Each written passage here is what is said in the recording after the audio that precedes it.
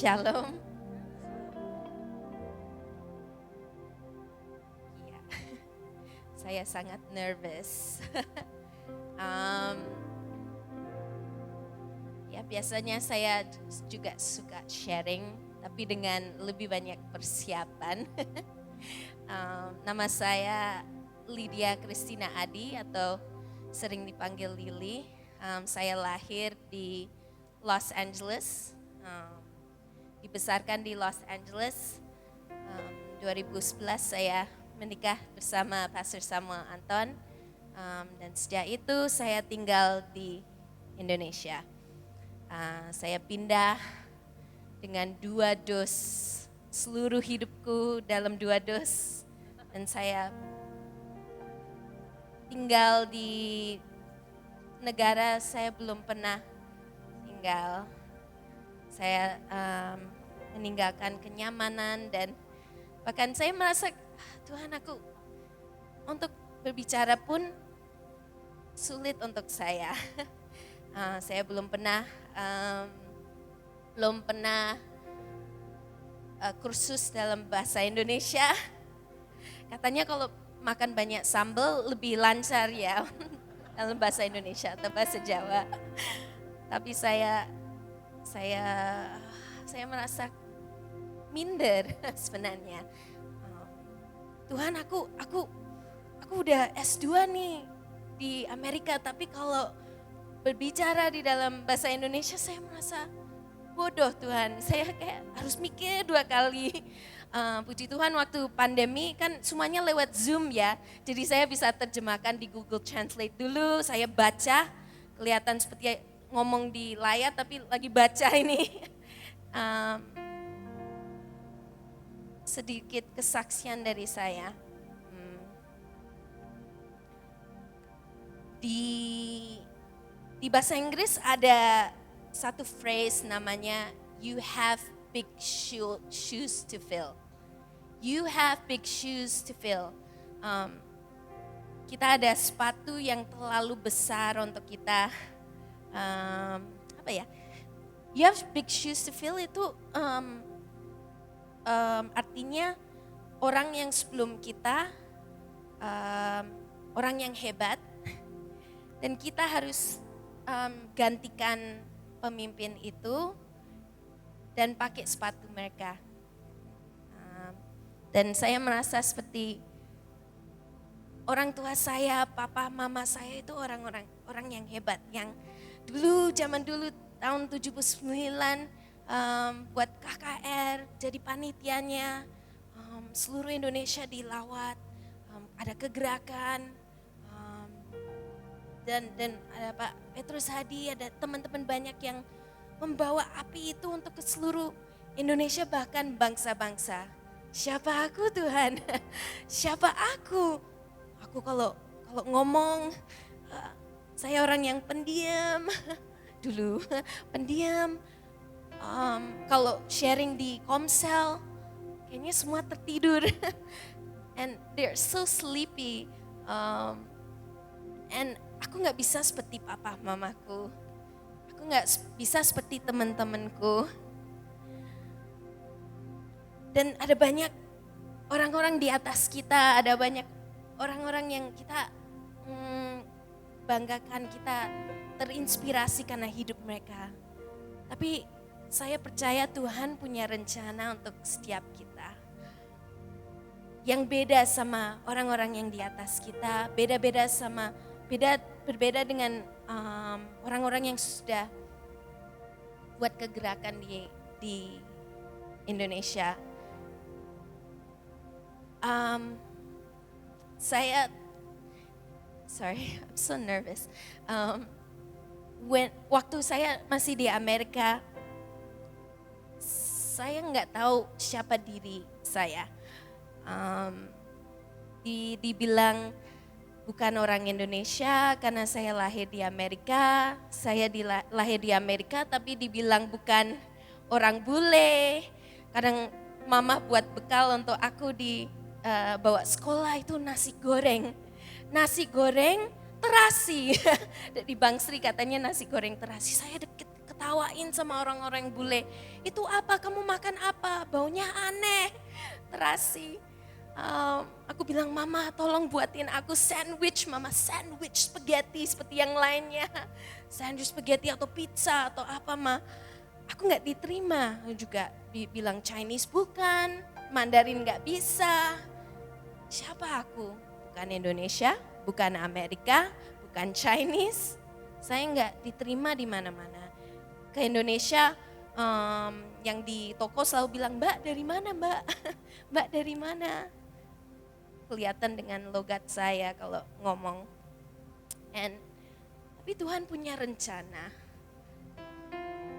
Walaupun aku nggak diterima di mana-mana, tapi Tuhan bilang, Lily, satu hari kamu akan jadi jembatan untuk aku, untuk bangsa-bangsa. Waktu papa saya rintis gereja di mana-mana, saya merasa Tuhan panggilan saya di mana.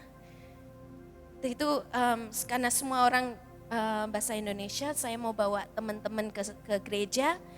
Dan gak bisa karena mereka gak bisa berbahasa Indonesia. Bilang gimana kalau kita buat English service, ibadah dalam bahasa Inggris. Buat English service, buat Komsel, buat KKR. Kita rintis 2 gereja kecil, gereja kelompok. Tapi semuanya it's not working. Gak bisa untuk jangkau teman-temanku, gak bisa untuk buat revival di Amerika. Saya merasa gagal. Selama saya dari teenager sampai kuliah, nggak bisa seperti mama papaku yang bisa buat kegerakan, yang bisa pintar khotbah Tuhan. Dan saya saya pindah ke Indonesia, belum lihat kegerakan itu. Tapi Tuhan bilang, Lily, I have a calling for you. Aku ada panggilan untuk hidupmu. Aku dapat penglihatan, ada Petrus tebarkan jala. Dia bilang, Tuhan aku sudah bekerja sepanjang malam dan tidak nggak nangkap apa-apa Tuhan. Tapi Tuhan bilang, coba lagi. Go throw it on the other side, the deeper side. Dan dia lakukan, dia percaya akan Tuhan, dia lakukan dan ada begitu banyak ikan yang datang sampai dia perlu minta tolong teman-temannya di perahu lain, di kapal lain. And I have this vision, aku punya visi ini. Tuhan, itu jalannya apa? Itu kenapa Tuhan kasih visi ini? Dia bilang, Lily kamu perlu tali jala ini, jaringan ini, this net, I want you to make a net over Indonesia. Kita nggak bisa sendirian, kita perlu bersinergi. We need to work together. Aku datang dengan visi itu dan I don't know how, tapi Tuhan pertemukan kita dengan banyak teman dari gereja Alpha Omega, dari different church, GBI, dari berbagai JKI, bahkan Catholic Church, banyak gereja-gereja yang mau berteman, and we get to know them. And we made a net over Indonesia. Kita buat jaringan itu. Kita buat pertemanan itu. Dan sekarang saya lihat hari ini, itu waktu saya kuliah, waktu saya SMA, Tuhan mana? Kenapa aku nggak bisa jadi orang Indonesia, nggak bisa jadi orang Amerika? Ternyata Tuhan punya rencana, jadilah jembatan. Jembatan across Indonesia, across nations. Karena saya bisa bahasa Inggris, saya bisa sharing tentang apa yang Tuhan sedang kerjakan di Indonesia. Saya bisa bersaksi pada orang Korea. Kemarin kita hosting, kita kedatangan tamu dari South Korea. Terjemahkan ini apa yang Tuhan sedang kerjakan. Kami juga sharing lewat kesaksian, lewat social media, dan lewat Unlimited Fire. Apa yang Tuhan sedang kerjakan. Saya bersyukur. Mungkin untuk anak-anak muda di sini, sometimes you feel like, bisa nggak aku jadi seperti orang tua saya? Bisa nggak saya jadi seperti pastor-pastor saya? Kembali lagi ke itu ya, ke metafor. Aku nggak bisa pakai sepatunya orang tua saya. I have big shoes to fill. Tuhan nggak manggil kita untuk pakai sepatu orang yang sebelum kita, pastor kita, pemimpin kita.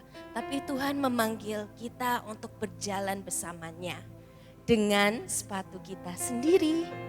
With our own shoes. Tuhan akan kasih panggilan visi yang berbeda, tapi berjalan dengan Tuhan yang luar biasa, yang ajaib. Tuhan yang sama. Amin. Saya mulai lihat Tuhan punya rencana untuk saya, bukan untuk menjadi papa mama saya, bukan untuk jadi koko saya, bukan untuk jadi pastor-pastor yang hebat seperti yang kita dengar semua kesaksian mereka, tapi jadi diriku sendiri. Dengan caraku sendiri, Tuhan akan pakai dan Tuhan punya rencana yang luar biasa. Amin.